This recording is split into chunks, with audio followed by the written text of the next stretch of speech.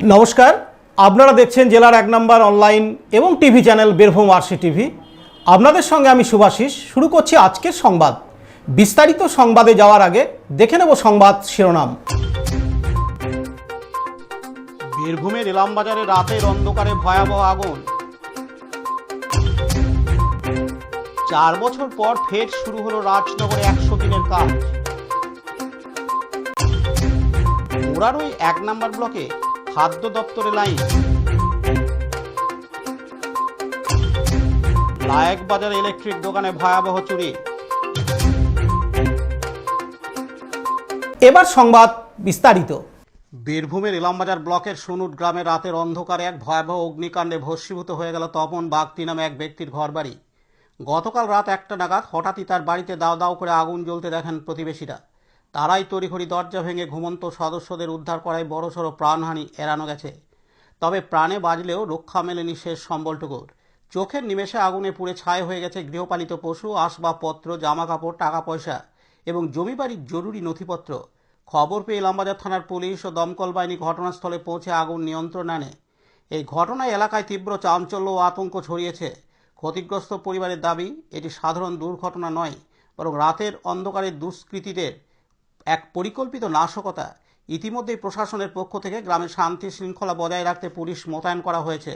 সব হারিয়ে বর্তমানে নিঃস্ব পরিবারটি সরকারি সাহায্য ক্ষতিপূরণের পাশাপাশি দোষীদের দৃষ্টান্তমূলক শাস্তির দাবি জানিয়েছেন। গতকাল রাত্রে আমরা এমনিতেই রাত 11-12টা পর্যন্ত জেগে থাকি, তারপরে সব শুয়ে পড়েছি।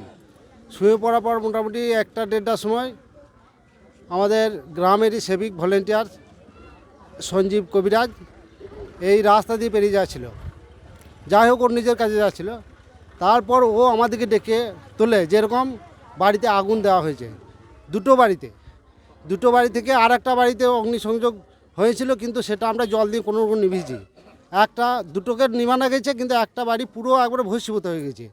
তারপর বাড়ির মালিক সে সেই অবস্থায় বুঝতে পারে নাই, তার বাড়িতে এমনি ভেতর থেকে তালা দেওয়া ছিল, তাকে টেনে ওই দরজা ভেঙে আমরা তখন সেই মুহূর্তে বার করি। 2-4 জন ছিলাম, আমরা বেশি ছিলাম না।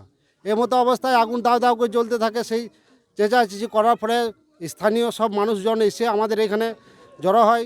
সেই জল নিয়ে যতটুকু পারা যায় পুলিশকে ওই আমাদের ভাই সঞ্জীবী খবরটা দিয়েছিল এবং পুলিশ এসেছিল। পুলিশ ফায়ার ব্রিগেড ওরা দমকল বাহিনীকে বলে, দমকল বাহিনী আমাদের এখানে মোটামুটি ওই 1 ঘন্টার মধ্যেই চলে এসেছিল। তুরন্ত তারা কাজ করেছে এবং সেই সময়ে যে অগ্নি সংযোগের অবস্থাটা ছিল সেটা থেকে ওরা সামাল দেয়।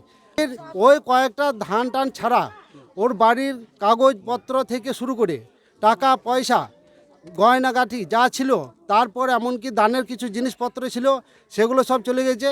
তারপর ওর পরনের কাপড় চোপড় যারা 1টা করে পরে আছে সেইটুকুই আছে, বাদ বাকি কোনো কিছু ওরা বার করতে পারে নাই। আমরা চাইছি যে সব দুষ্কৃতীরা আমাদের এই দাদার জন্য, আমাদের এই দাদাকে যেভাবে বাড়িটাকে পুরালো এবং আমাদের বাদ বাকি বাড়িগুলোকে যে অগ্নিসংযোগ করেছে, তাদেরকে দৃষ্টান্তমূলক আমরা শাস্তি চাই। না, সেই মুহূর্তে আমরা কাউকে চিনতে পারি নাই, কারণ ঘুমের রাত আমাদেরকে উঠিয়েছে। তবে আমাদের সন্দেহ এবং আমরা বলতে চাই যে তৃণমূলের যে গুন্ডা বাহিনীগুলো এখনও দাপিয়ে বেড়াচ্ছে, এগুলো তাদেরই কাজ। না, থানাতে লিখিত অভিযোগ এর মতো হয় নাই। যাচ্ছি আমরা এখনই গিয়ে আমরা লিখিত অভিযোগ করব এবং সমস্ত কিছু জানাবো প্রশাসনকেও জানাবো, যে যেমন করে হোক আমাদের এই দুষ্কৃতীদের যাতে দৃষ্টান্তমূলক শাস্তি হয়। ইলামবাজার থেকে শম্ভুনাথ সেনের রিপোর্ট, বীরভূম আরসি টিভি। দীর্ঘ বিরতির পর কেন্দ্র সরকারের আদেশ অনুসারে ফের শুরু হলো মহাত্মা গান্ধী গ্রামীণ জাতীয় কর্মসংস্থান প্রকল্প বা 100 দিনের কাজ। রাজনগর ব্লকের ভবানীপুর গ্রাম পঞ্চায়েতের অধীনস্থ মহিষগ্রাম বাগানপাড়ায় আজ আনুষ্ঠানিকভাবে এই প্রকল্পের কাজের সূচনা হয়। এদিন রাজনগর সমষ্টি উন্নয়ন আধিকারিক শুভাশিস চক্রবর্তী নারকেল ফাটিয়ে ও ফিতে কেটে প্রকল্পের শুভ উদ্বোধন করেন। অনুষ্ঠানে উপস্থিত ছিলেন যুগ্ম সমষ্টি উন্নয়ন আধিকারিক সহ ব্লক প্রশাসনের অন্যান্য আধিকারিকরাও। কাজ শুরুর পর শ্রমিকদের মধ্যে দেখা যায় উৎসাহ ও উচ্ছ্বাস। মাটি কাটার কাজে যুক্ত একাধিক শ্রমিক জানান, দীর্ঘদিন পর আবারও কাজের সুযোগ পেয়ে তারা খুশি। তাদের বক্তব্য, এই প্রকল্পের মাধ্যমে পরিবারের আর্থিক অবস্থার কিছুটা উন্নতি হবে এবং ঘরে ফিরবে স্বস্তি। কয়েকজন শ্রমিক রাজনৈতিক মন্তব্যও করেন। তাদের দাবি, নতুন সরকার ক্ষমতায় আসার পরেই পুনরায় কাজ শুরু হয়েছে এবং এর ফলে গ্রামীণ এলাকার সাধারণ মানুষ উপকৃত হবেন। পাশাপাশি পূর্ববর্তী সরকারের আমলে দুর্নীতির অভিযোগেও তোলেন তারা, যদিও এই অভিযোগের বিশেষ সংশ্লিষ্ট পক্ষের কোনো প্রতিক্রিয়া পাওয়া যায়নি। স্থানীয়দের একাংশের মতে গ্রামীণ অর্থনীতিকে চাঙ্গা করতে এবং কর্মসংস্থানের সুযোগ বাড়াতে 100 দিনের কাজ প্রকল্প গুরুত্বপূর্ণ ভূমিকা পালন করবে। 4 বছর পর ফের শুরু হওয়া এই প্রকল্পকে ঘিরে তাই রাজনগরের মহিষগ্রাম এলাকায় দেখা দিয়েছে নতুন আশার আলো। 2022 সালের মার্চ মাসের পর থেকে এই 100 দিনের মনরেগা প্রকল্পের কাজটি বন্ধ ছিল। তো 2026 সালের পালাবদলের পরে এই মনরেগা প্রকল্পটি 100 দিনের কাজটি 9 জুন থেকে চালু হয়েছে। তথাপি আজ রাজনগর ব্লকের ভবানীপুর অঞ্চলে মহিষগ্রামে এই বাগানপাড়া হিট দিয়ে 100 দিনের প্রকল্পটি ভিডিওর মাধ্যমে শুরু হলো। অভ্রদীপ ঘোষ ও বিপিন পালের report, Birbhum RC TV, Rajnagar. আজ মুরারই 1 নম্বর ব্লকে এশায়ারে বাদ পড়া ভোটারদের রেশন বন্ধ না হওয়ার দাবিতে কাগজ জমা দেওয়ার জন্য বিরাট লাইন চোখে পড়ে খাদ্য দপ্তরে। এ বিষয়ে খাদ্য পরিদর্শককে প্রশ্ন করা হলে তিনি কিছু বলতে রাজি হয়নি। আমরা ডিলেট ভোটার রেশন পাবো না বলছে, তার জন্য আমরা জমা দিচ্ছি ফর্ম। কি কি জমা দিচ্ছে? রেশন কার্ডের জেরক্স, ভোটার কার্ডের জেরক্স, আধার কার্ডের জেরক্স আপনার নাম? আর ট্রাইব্যুনালের কাগজ যেটা কোর্টে জমা দিয়েছি সেই রিসিপ্ট। আপনার নাম? নাম মুস্তফা শেখ, বাড়ি? বাড়ি চাতরা। মুরারই থেকে দীপু মিয়ার রিপোর্ট, বীরভূম আরসি টিভি। বোলপুরের কাছে শান্তিনিকেতন থানার অন্তর্গত লায়ক বাজারের মেন রাস্তার উপরে গ্লোবাল ইলেকট্রিক দোকানে রাতে ভয়াবহ চুরি। স্থানীয় সূত্রে জানা যায়, গভীর রাত্রে দোকানের পেছনে জানলা কেটে চোর ঢুকে দোকানের জিনিসপত্র যেমন ফ্যান, লাইট, ইন্ডাকশন সহ অন্যান্য জিনিসপত্র চুরি করে নিয়ে পালায়। দোকানদারের কাছ থেকে জানা যায় প্রায় 50 থেকে 60 হাজার টাকার জিনিসপত্র খোয়া গেছে। এমনকি ক্যাশ বাক্সে টাকা ছিল, সেগুলি নিয়ে পালিয়েছে। কিভাবে চুরি হলো সেটাই এখন চিন্তার বিষয়। এই ঘটনাকে কেন্দ্র করে এলাকায় চাঞ্চল্য ছড়িয়ে পড়ে। স্থানীয় প্রশাসনকে খবর দেওয়া হয়, পুলিশ প্রশাসন এসে তদন্ত করছে। আশেপাশে বিভিন্ন সিসিটিভি ক্যামেরা খতিয়ে দেখা হচ্ছে যে কে বা কারা এই ঘটনায় জড়িত। পুলিশের নজর সেদিকে। এইভাবে চুরির ঘটনায় এলাকার মানুষ চিন্তিত।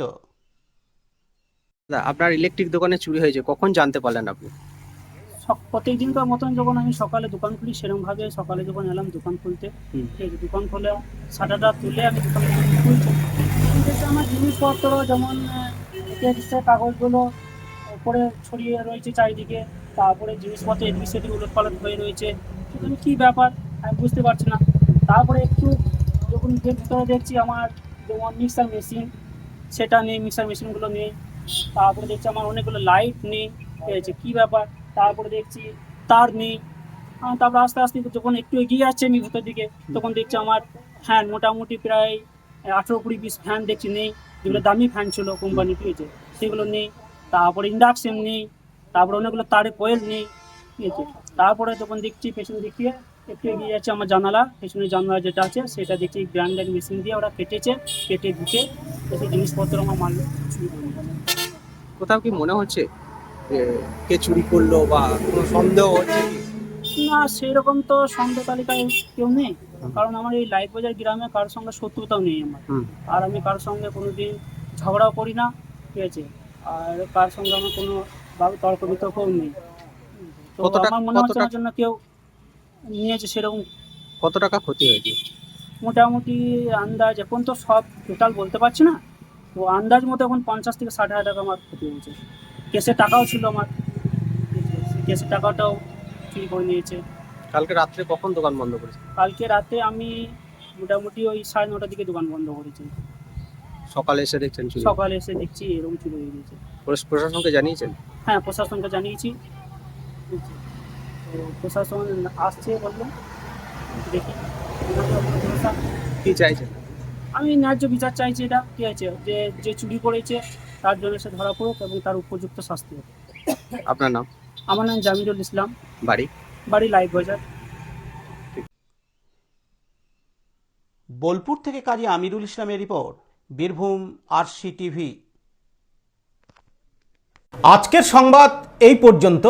পরবর্তী সংবাদের জন্য চোখ রাখুন বীরভূম আরসি টিভির পর্দায়। নমস্কার।